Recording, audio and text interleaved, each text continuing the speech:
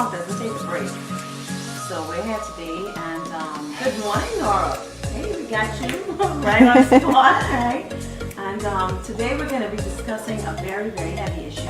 And as Real Talk endeavors to do with every show that we broadcast, we're hoping that the information that is shared today will help whoever's watching or help the loved one of whoever's watching, because we know that life is not easy. Trials and testings will come. The Lord tells us that. So we need to know how to better equip ourselves to deal with it. I am excited about the information that we're going to be sharing today.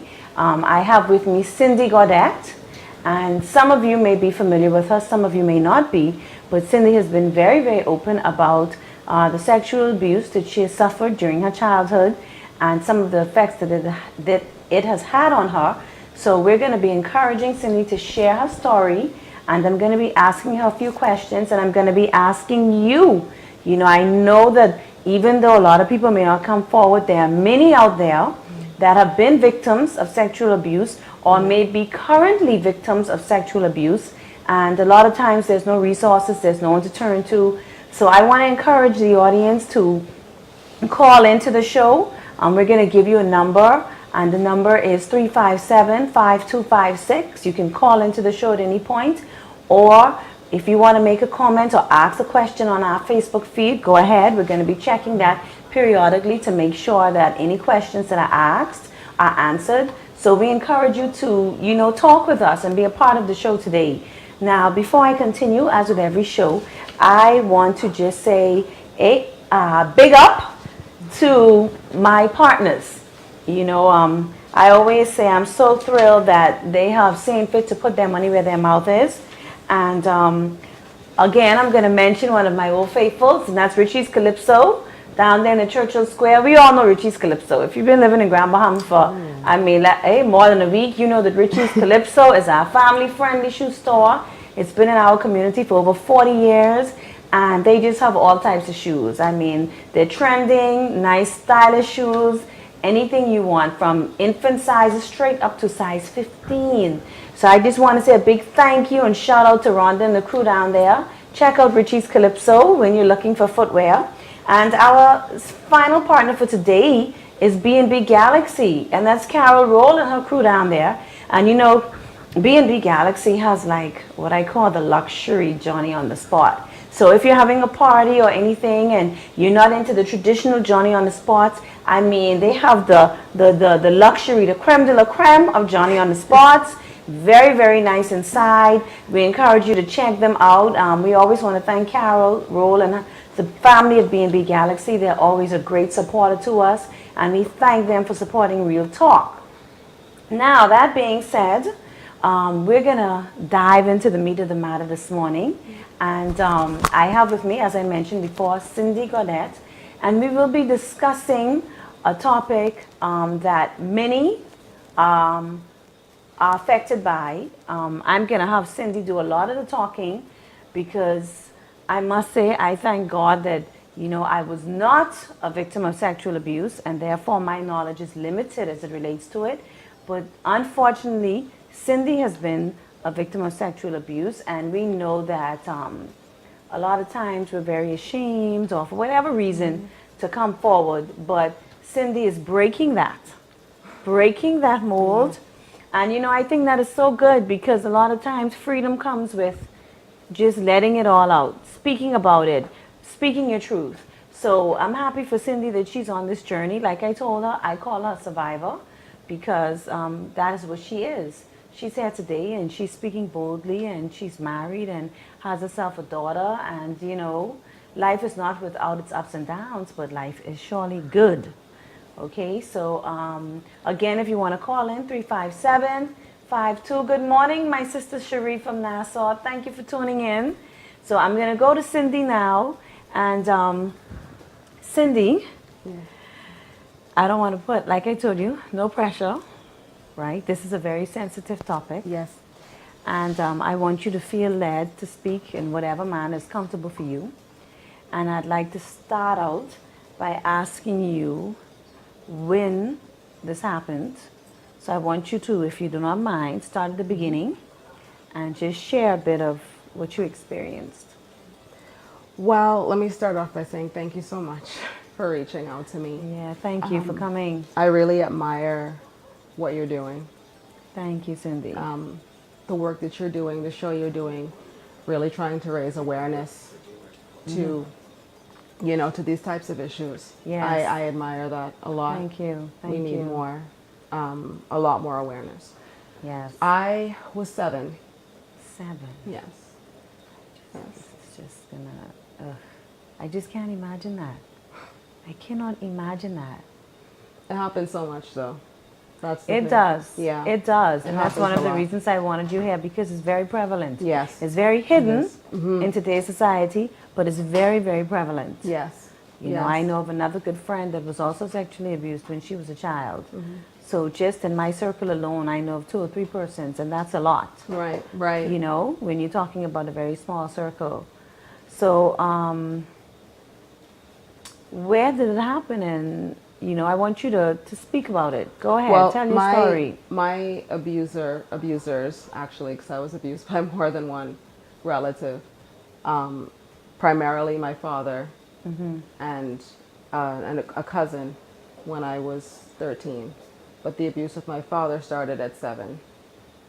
And it was usually always home, always at home, for the most part. What I am trying to come to grips with, Cindy, how does a 7-year-old deal with something like that? That's an interesting question. You don't really deal with it at 7 because, you know, you're a child, so you can't even mentally or psychologically process what's happening. Right. You live through it. So there's no real dealing with it Right. per se. You just live your life day to day. And of course it's very confusing. It was very confusing That's for what I'm me thinking. because before the abuse started, I loved my father a lot. So at 7, you can't really, there's no real understanding that this person that you love, that you look up to, and that you are, of course, raised to respect, Right. would be putting you through the most horrible thing that a child, you know, could be put through. So the dealing with it Right. for me came as an adult, to be honest with you. Because for me it was a lot of, once it was already over and I was out of the house and everything and on my own, Right. that's when the dealing with it kind of came, because I spent a lot of years burying it. So What I want to ask, okay, at 7 years old, yeah. you obviously had more than your father in the home. Yes. Were you able at any point to, or did you feel the compulsion to speak to anybody about what was happening? Well, I told my mother when I was 11, so I kept 8, it. 9, 10, 11. So yeah, for 4 years, you yeah, said nothing. Right, I said nothing for 4 years. When I was 11, I told my mom. And when I first told her, she didn't believe me. Or at least she said she didn't. There were reasons for her to have believed me, though. But I didn't know that at the time. Right. Right. And upon my telling her again, which would have been maybe a few months Right. later, Right. her response to me was that I would just have to put up with it until I turned 18. Really? Yeah. Yeah. Okay. That Okay. That was her response to me. Okay, now, all right, so there was no help in that department. Oh, no. So that No. was obviously a dead end. Right. Shout out to Katress and to Grammy Patton watching from Boston. Thank you for tuning in. So, okay, you spoke with mom, and there was no That's it. relief from that area. No. Did at any point did you speak to anybody else or? Other other relatives knew. Other adult relatives knew. Um, an uncle of mine knew.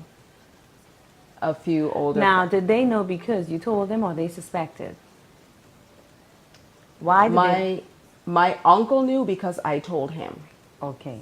and the other adult relatives, it was like a mixture of hearing it from me and hearing it from my mother. But from my mother's side, it wasn't a "this is happening to my daughter, help us" thing. It wasn't like that. It was a "my daughter is saying this, help me shut her up" kind of thing. She's causing trouble. So it was kind of like a pulling rank thing. Okay. I also went to a priest, Right. my priest at the time, Right. and that also did not end well, unfortunately. His response to me was to go home and pray about it until the situation was resolved. Okay, I'm really, So- really trying to understand this. Oh Lord, Yeah. give me understanding right now. Yeah. Why is it that no one wanted to accept or even investigate what you were saying? I think What was it? I think that for my family, it's pretty much the same as it is in other families. I think it's all about preserving your image and self-preservation for the adults that know. So what about the protection of the child? That doesn't matter to Did them. that not come into play at all? That doesn't Of matter to all the them. adults that you're telling me were exposed or knew that something was going on, nobody at any point said to themselves, okay, this is happening, this is not right, we need to get Cindy out of this situation. No one had the courage or the backbone or the conviction to step up and say that. No. And I don't even think, I may be a little bit biased here because It's you, yeah. because it's me.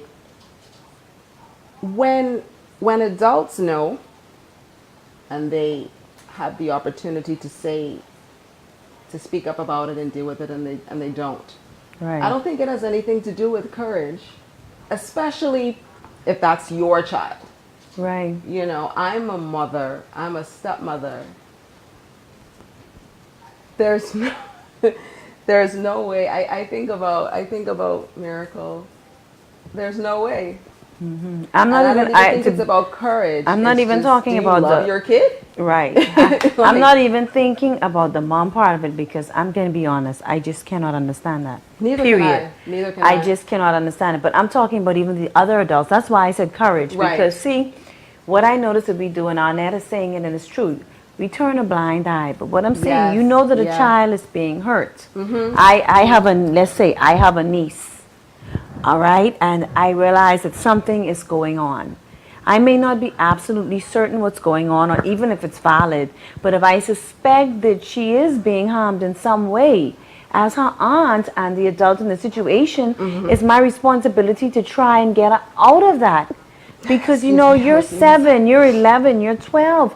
You cannot protect yourself. Right, And that's why I right. said courage, because I do think that people turn a blind eye.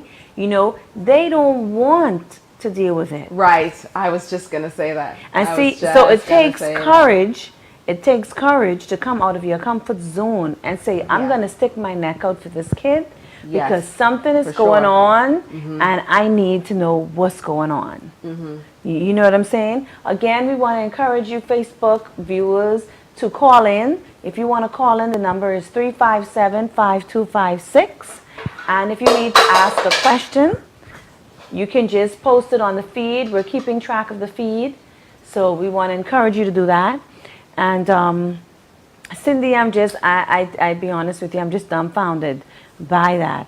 Now, Understand. as you went through what must have been this horror of a nightmare of a life,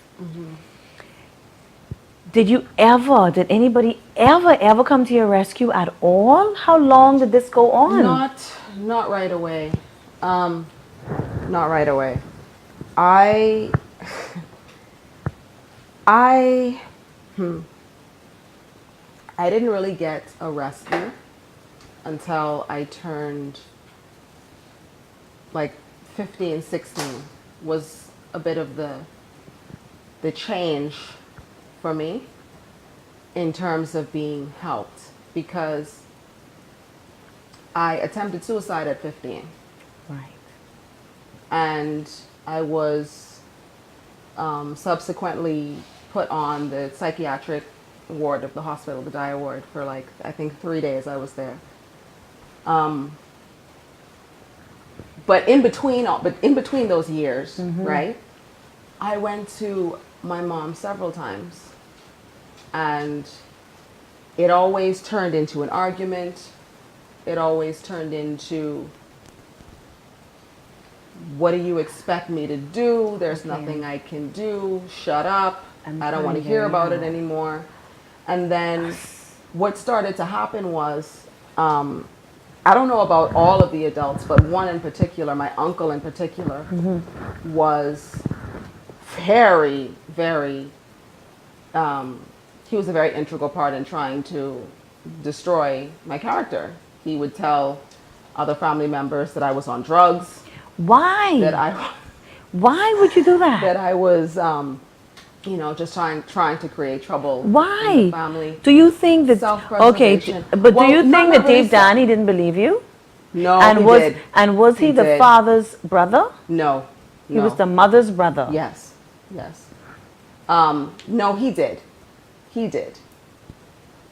At the time of me being a child, I wasn't sure that he did. Right. But it was much later on, many years later, that I learned that he did. Okay, so what me. kind of mindset is that? I'm really trying to compute this. If he knew that this was happening, why turn on you? Why would he do that? Because I know that people watching, there are people that are gonna challenge your story. Of course. We know that's how it is, I don't right? care about that. That's fine. I know, Yeah, I know. That's fine. And that's why I'm asking you these things, because these are some of the questions that are gonna come to their mind, and it comes to my mind too. Why did he turn on you? Why would he do that? Over the years, even up to today, I am learning more and more that the more you try to figure out why people do what they do, it can just drive you mad. That's true. That is true. I can't speak for him or answer for him. Right. And, I used to try to come up with these analogies, deep reasons, right? I know, right? Why they did what they did. But truth be told, some adults are just bad people. This is true too. Some adults are, people are just bad. To their core bad people. Right. And I like what you said about some people just don't want to deal with it once the information comes to them. Yeah, they just don't have the courage to take it any further. Not wanting to deal with it, which is already bad in and of itself. Right. Is one thing. But then trying to discredit the victim is an entirely different Right, exactly. thing. So I can't speak for him, but I can say that I think that they did not want our family's image to be tarnished with those allegations. That's the best explanation that I can give, even though he wasn't related to my father by blood. Right. But still, I think it was about circling the wagons and about family protection. Okay. Yeah. Okay. And then there were see, the thing is, so I'm going to take you back to the suicide attempt. And why I'm going to take you back there at this point is because there may be someone watching who is suffering sexual abuse, right, who may have suffered sexual abuse, and they may be thinking that that is the only way out. And I want you to tell them why that is not the case. Oh. Wow. Okay. I know that at that time you must have felt that there was no other way out. Right. Right. But in retrospect, I'm crying. Sorry. Yeah, I understand. Okay. This is a very, very emotional topic, and I don't want it to just be another talk show. Right. I want you to be able to speak your truth, and I want those listening to be able to glean from what you're saying. And I know that this is a very, very, sexual abuse is very prevalent in our society. Yeah, it is. And Very much so. that's why I'm asking you this, because I feel that what you may say today could be the one thing that that person watching needs to hear. Right. You know, Dorothy's saying she's proud of you, Cindy. Thank you, Yeah, Dorothy. she's proud of you. Thank you. Yes, yes. And Nora did say the same thing. They usually turn on the victim and causes the victim silence. Yeah, Alexandra says, brave Cindy, so much love, girl. So you just, Thank you. you got your supporters, so you keep, Yes. keep going. Well, with the suicide attempt, let me just start with why that's not the answer. Not just because it's such a, a final Yes. cessation of your life and your future. We're both women of faith, Yes. and we don't want to end up in an eternity without God, Without right? God, yes. So that's the first thing. When I look at, I'm trying to hold it together. I'm trying Cindy, my best. Listen, Okay. just relax. Yeah, I'm If okay. you have to cry, you cry. There's no, listen, there's no judgment here. I You know. do what you have to do. When I think about the way my life is now, as an adult, I'm just surrounded by so many amazing, loving people. I have an amazing husband, great kids, Awesome. great friends. I never would have had those things and being able to share who I am with people if I was gone. Of course, at 15, I didn't know that. Yes. Yes. But I wouldn't have had the amazing people in my life that I have now if I was gone. So that's a huge part Yes. of it for me. Yes. And then I think a lot of times if people just have that immediate help, Yes. they wouldn't turn to suicide or attempting suicide if they had people in their lives who were willing to be there. So I'm gonna say For that. them? So I'm gonna say this right now. I'm gonna beg all the adults watching, in the name of Jesus, if you are aware of any child, be it a girl or a boy, that you may suspect is being sexually abused, Say something. please say something. For those of you just tuning in, we just want to again say that we're dealing today with sexual abuse, and that we have on the show Cindy Gaudette. I like to call her a survivor because that's what she is. She survived the horror of many, many years of being sexually abused by a family member, and she's here. You know, the road has not been easy, but she's here, and like she said, she has an amazing husband, beautiful daughter, beautiful stepchildren. So she's here. So for those of you just tuning in, that is what we're discussing. It's a very emotional topic, very heavy. This is not easy for Cindy, and I applaud her for coming in and speaking because it takes a very, very brave and courageous woman to do this. You know, Deanne, you're so right. She is so brave to be discussing this. It is so needed. There's so many perverts, I'm sorry to say, so many predators in our society. Oh my gosh, yes. And I'm amazed. Yes. You know, I think back to when I was growing up in the neighborhood that I grew up in 8 Mile Rock. And there was a girl that was a year or two older than me. And this girl, I was a kid at the time, but I think back on the horror of it now.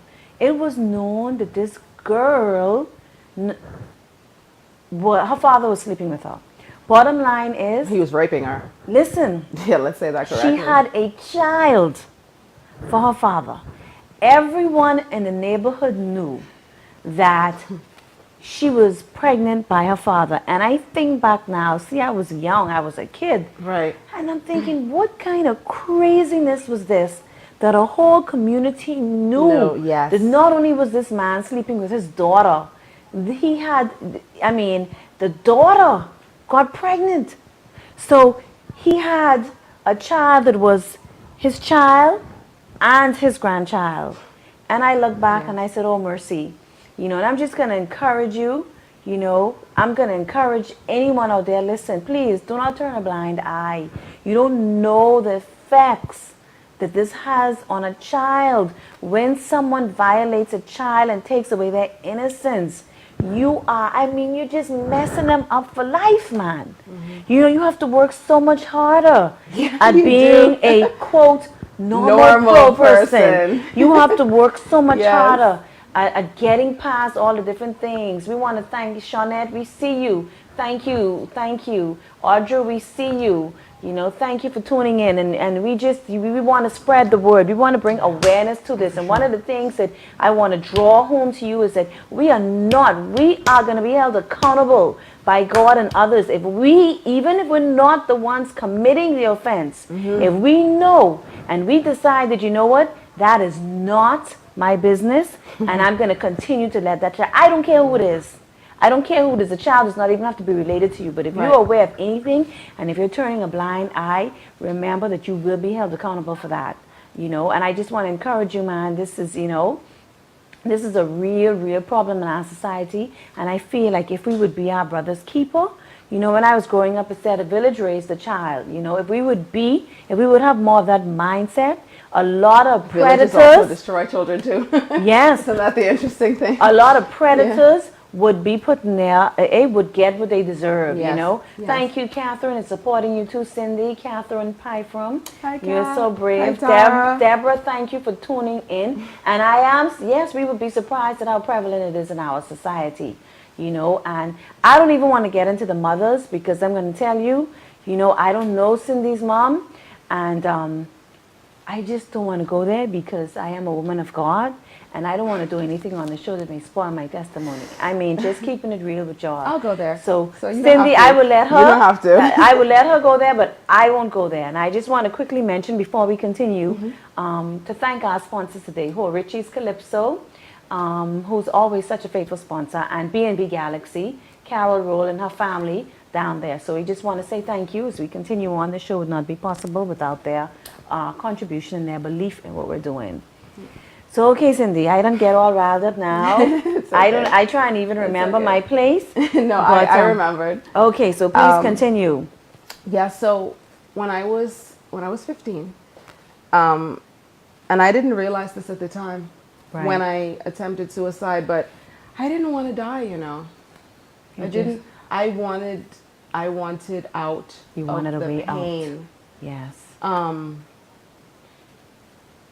I thought at the time that, in my 15-year-old thinking, well, I shouldn't just attribute that to teenagers, because of course adults commit suicide as well and attempt it. But a child who's been sexually abused from 7 years old. Right.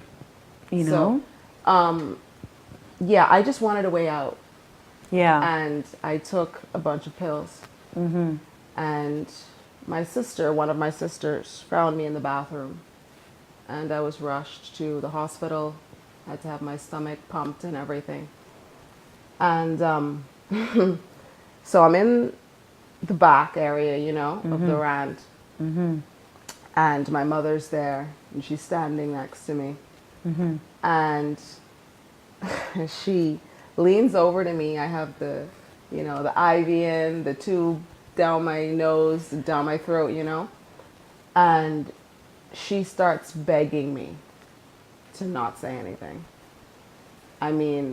Begging. And I had, to this day, I think a therapist will have to explain this one to me, but I still love my mom. I do. She's your mom. Yeah. So I don't think that she's your mom, and she's the only mom that you knew. So regardless of what she did or what she may not have done, you're still going to love her. She's your mother. Right. There's that bond there, Yeah.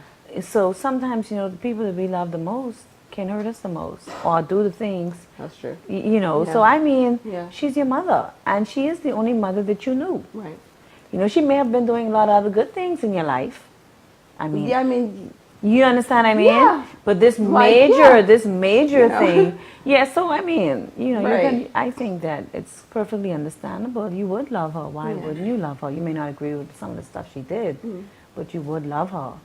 So I just want to bring home that if you're going through the abuse, committing suicide is not the answer. No.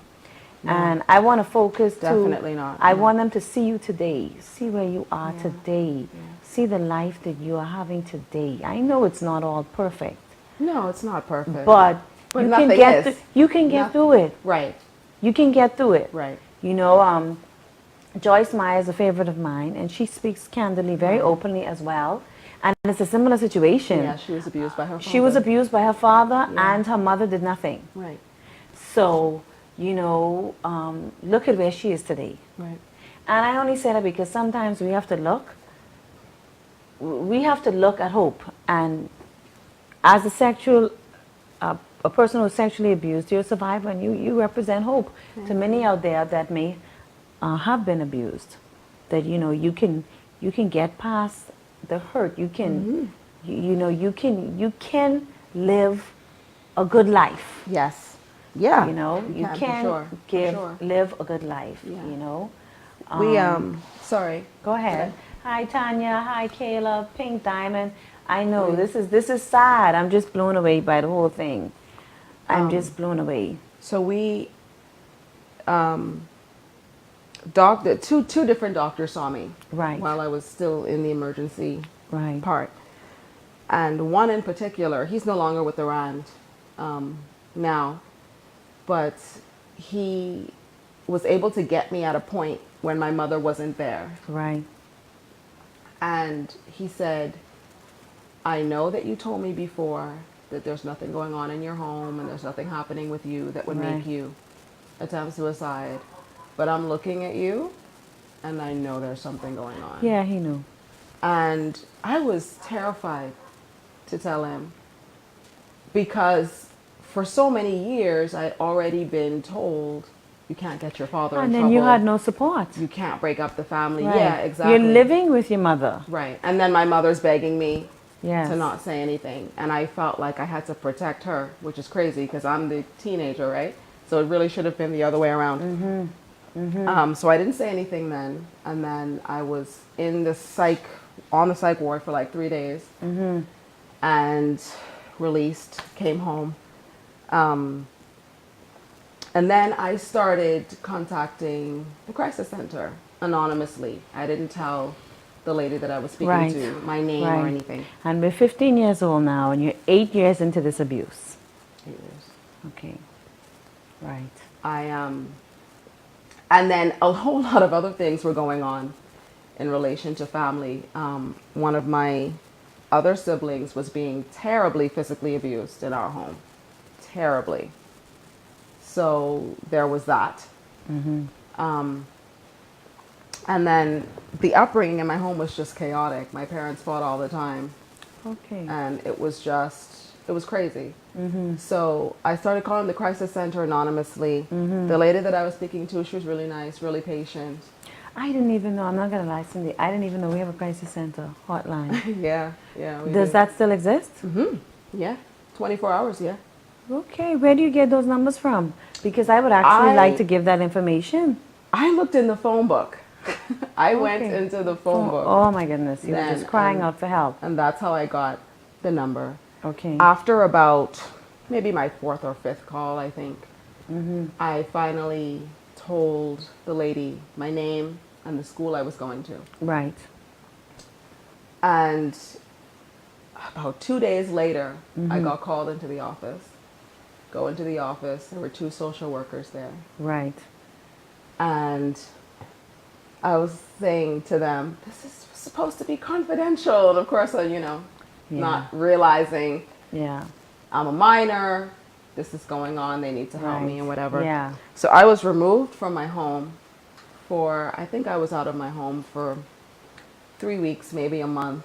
I was put into Grace House. I don't know if that's still up and running today. Okay. But I was placed there. And of course, my father was not allowed to see me at all, which was great for me. Right. And my mother was not allowed to see me without a social worker being present. Right, right. So, hey, Julius. Go ahead. Hi, Alice. So, this one day, my mom, against the rules came to my school to see me, which of course she knew she was not allowed to do Right. because there was no social worker with her. She comes to the school and she's in tears. And she starts begging me to recant my story. And she said to me that if my father went to prison, she was going to kill herself and my blood was going to be on her blood, was going to be on my hands. And when she told me that, my thinking was, I have to recount then. I don't want my mother to die. I have to protect. I was always in that mindset and that You're a mode child. of protecting my mother, Yeah. protecting my mother, Yeah. protecting my mother. Yeah. So I recanted my story and I was subsequently sent back home. All the charges were dropped against my father at that point. And then came the onslaught of, I knew you were a liar. I knew you made everything up. You were just trying to break up the family and cause all these problems. Here's the thing, though, that, I just want to be candid. Yes. Yes. There are too many stupid people among us, right? Mm-hmm. And not just stupid, but willfully ignorant. Yeah, that's better. Willfully ignorant. Hey, don't be politically correct for my sake. Willfully, right? Willfully ignorant people.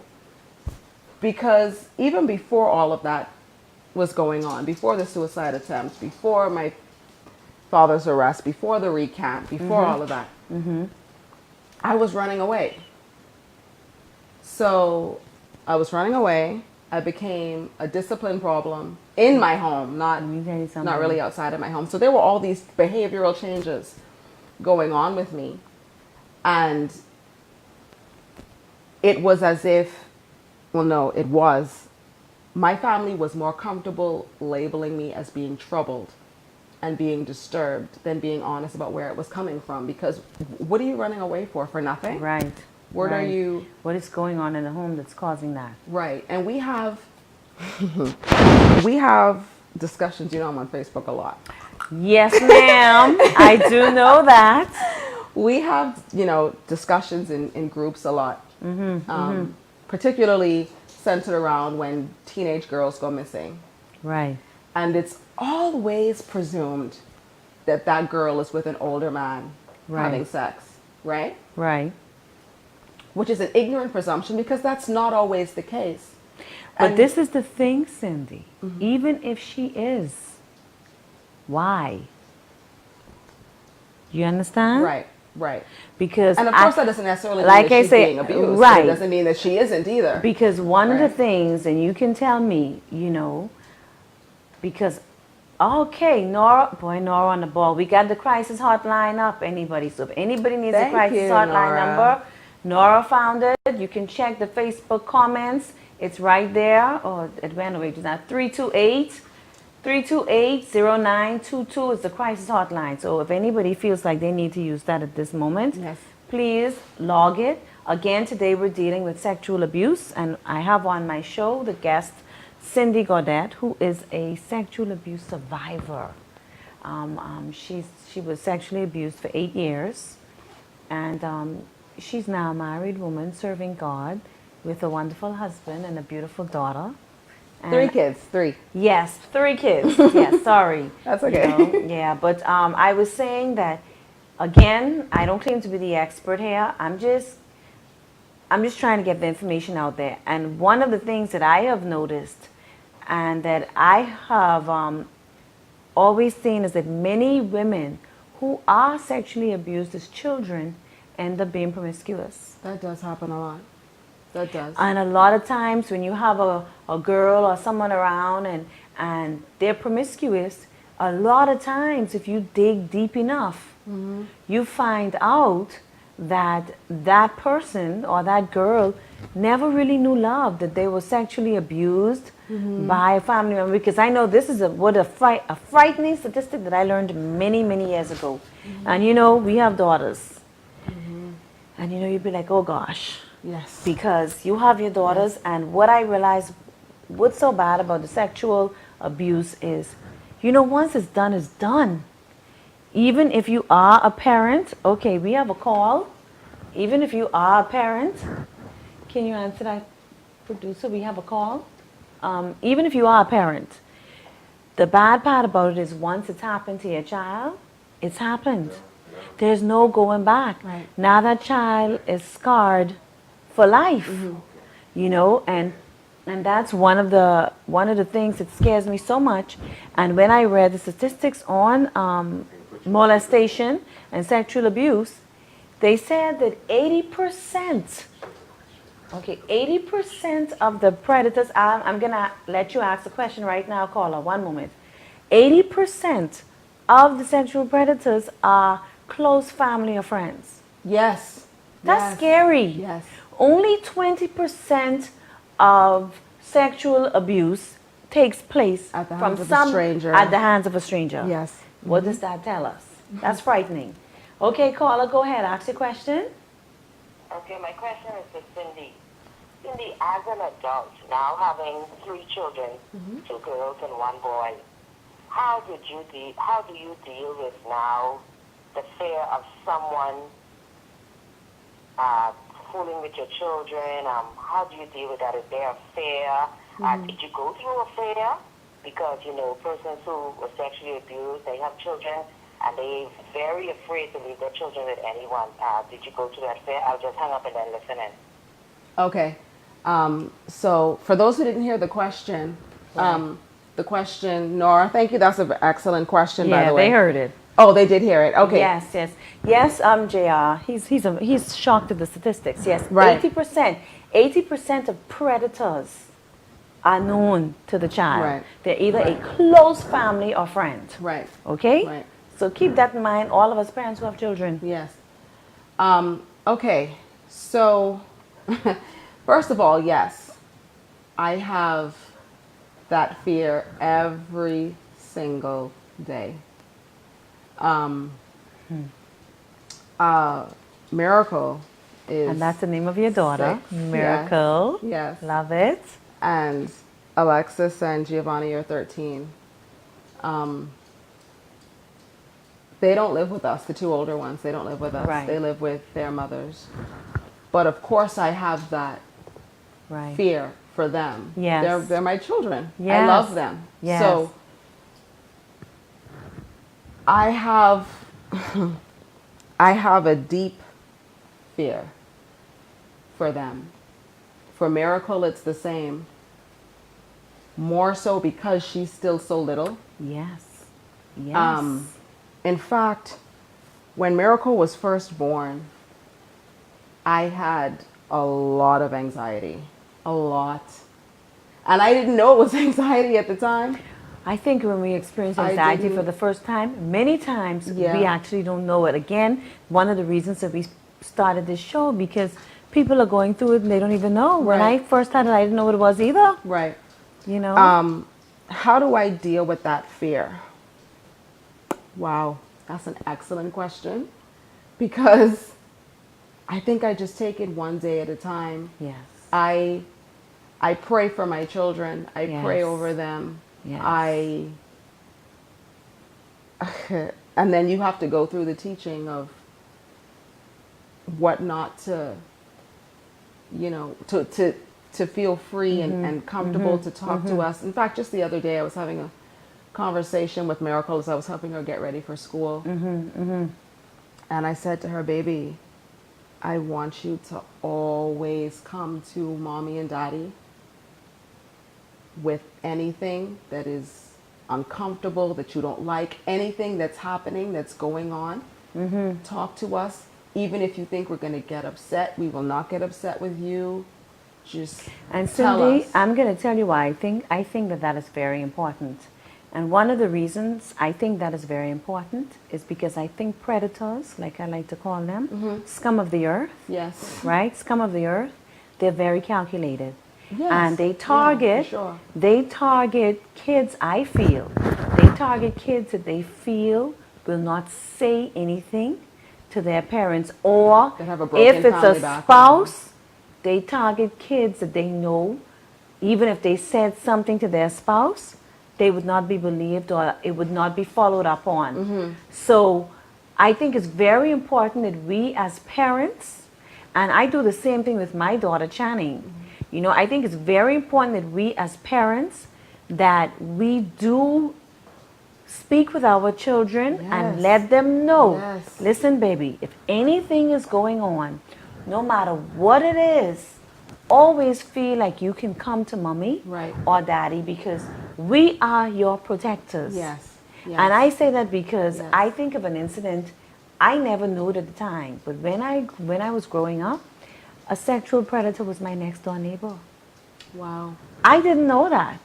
How about I was up and down this person's house all the time, and there were never any advances made on me. And I always wondered about that because you just don't know. Oh, hi from North Carolina, Ollie Mae. You just don't know how close a sexual predator is in your life. Yes. All Yes. those years I lived, I never knew how we ended up finding out that my neighbor was a sexual predator is years later he went to prison for sexually abusing his daughter. And I was like, whoa. And when I thought about it, I said, I think it was because my mommy was just crazy. She was like crazy. No joke. Right. I mean, she will beat you down. And my daddy was on Hello. the scene. And I was adopted. But listen, hey, my adopted parents, it was just like they brought me into this world. Yeah. They were so protective of me. And I truly feel like today, even when I discussed it with Cliff, I said the reason I think he never approached me is because he Because he saw you had that strong family he structure. saw that. He saw I had Yeah. that strong support. He couldn't risk Right. me speaking about it if he did it. And he couldn't risk the repercussions of what would have happened because my pa would have killed him. Which he would have deserved. And I really think my father had the ability to do that.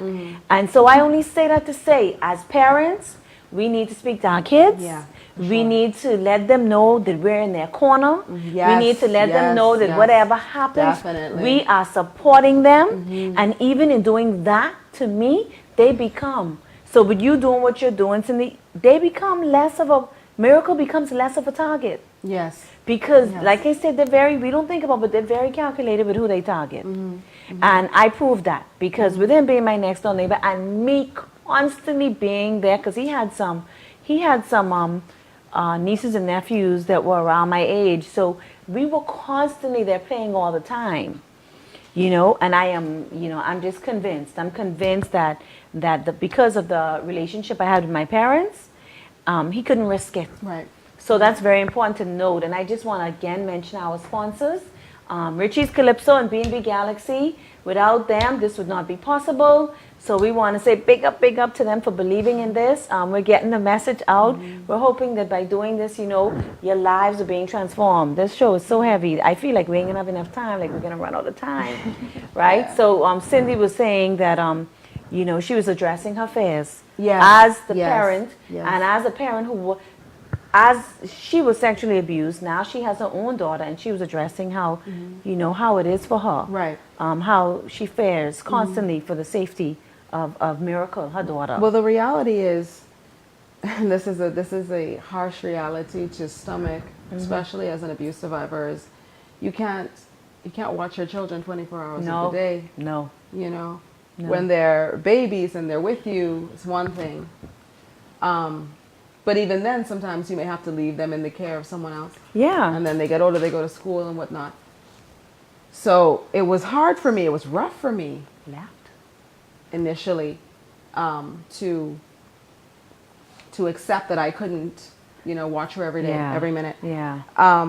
But it's a labor. It's not always easy. But I think the most important thing from this, and this is so important, Right. is we have to keep talking about it. Yes. We can't stop talking about it. No, We because can't. it brings awareness. It Yes. brings awareness, Yes. and I don't think people realize that with awareness comes knowledge. Yes. And we hear it all the time. With knowledge comes power. Yes. You know, and it's very important that we share, because you may have a young lady out there right now. She may just be feeling like she's all alone with what she's going through, and that there is no hope. And by you being here, it shows her that there is hope. Yes. You know, and that's one of the things that I always try to get across, because you know, with my personal story and what I've shared, you know, I always bring on Leonora or one or two guests, and they give me hope, Yes.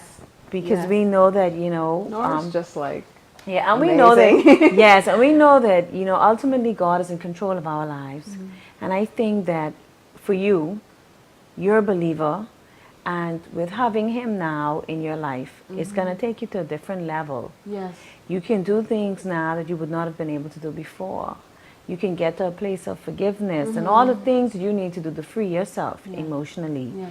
You know, but Cindy, we are like out of time, and I am so bugged. I know.